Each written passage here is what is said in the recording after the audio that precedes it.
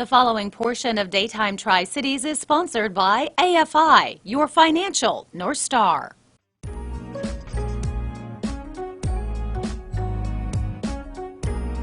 Well, as parents, we know that kids are expensive, and we also know, as we talked about, money doesn't grow on trees, right? So how do we plan for those daily expenses while saving for the ones to come? Here to help us make money manageable is President of AFI Advisors, Peter Raber. Peter, great to have you back. Always a pleasure. Yeah, last week we were talking about, of course, relationships and financial, and today we're talking about kind of that next step when you have kids, which is a whole nother world of financial. It's huge, and that transition, hopefully it's a planned transition that you can kind of get your mind around of where you're moving forward, because just even trying to have kids can be expensive. So whether it's just your deductible on your health plan. I had twins who are going to be 7, or I guess they're 7 now, they'll be 8 in September. You know, our deductible to have twins was almost a $10,000 event for us. You know, so if you're adopting, you know, without helps of grants, those can be $70,000.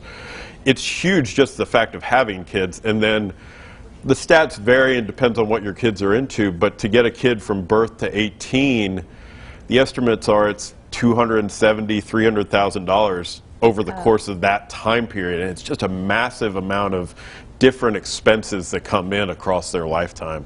And you actually sent us sort of a graphic that kind of shows what we're talking about here, and I like this because it kind of separates it a little bit. Right. A lot of times we think about all those expenses at birth and things that you're changing your lifestyle, especially for first-time parents. You have no idea that transition. Your whole life changes, but monetarily it changes tremendously. I know, like I said, with the twins, we had 20 diapers a day those first months, so we were doing 600 diapers a month there for a while. That's a lot of expense. And then you talk about child care, especially if you have 2 working parents. Sometimes child care alone is the equivalent of a minimum wage job, and then you're balancing back and forth. Is it worth it to work? Is it worth it to have child care? Then we move kind of through that graphic. That car representing those teenage years, cars, you know, are getting more and more expensive. The used car market, you know, used to be able to buy, you know, your kid a used car for a couple $1,000s or a junker for $500, $600. Not anymore. Not anymore. And then you've got insurance and everything that goes along with that. And then all along knowing that you've got that graduation cap at the end. We're graduating high school. Hopefully we're moving potentially into college. And the cost of college is a real barrier for a lot of people, and if you haven't saved along the way, it can be quite tough. Yeah, it's a lot of sticker shock when you start to look at it. And even if you're looking, you know, I know there's a lot of programs in Tennessee now available to help you, but still when you're looking at that next chapter, those bills start coming in, and as a parent, your eyes get really big. Really big. So obviously there's different types of college. If you have private universities, they're potentially $40,000+ a year for out of state, $48,000, $49,000 in some cases. You've got your in-state schools, public, you know, institutions, places like UT, ETSU, Northeast State.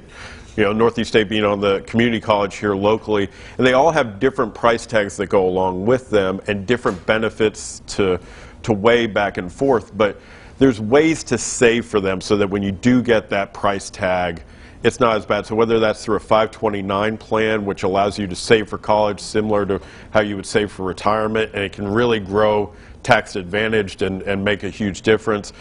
There's different strategies depending upon what your kid is really even looking at doing. Yeah, because a lot of times now that move toward colleges, that whole world is kind of changing too. It is, and college is going to continue to get more and more expensive. But college isn't right for everyone. And so a lot of kids are coming out not knowing what they want to do, but we've conditioned everyone that you have to go to college to be successful. Yep. And that may not be the case, or you have to go to an expensive college.